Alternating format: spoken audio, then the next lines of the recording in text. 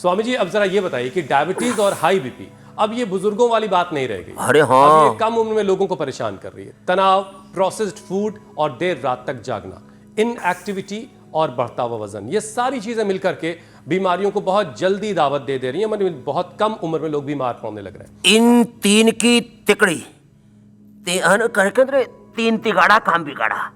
तो ये BP, sugar और ओबेसिटी, इन तीन को भी ठिकाने लगाते हैं।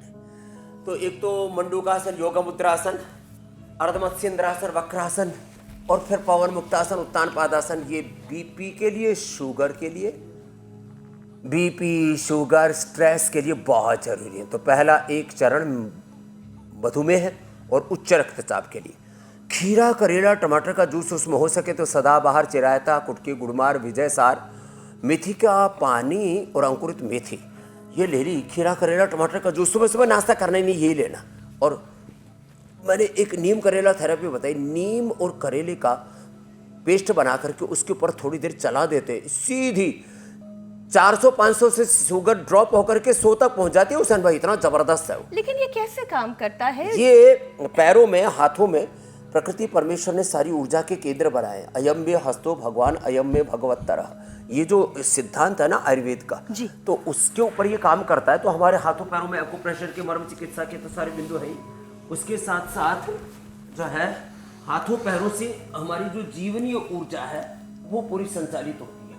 तो अब देखिए, पवन मुक्तासन भी कर रहे हैं हम।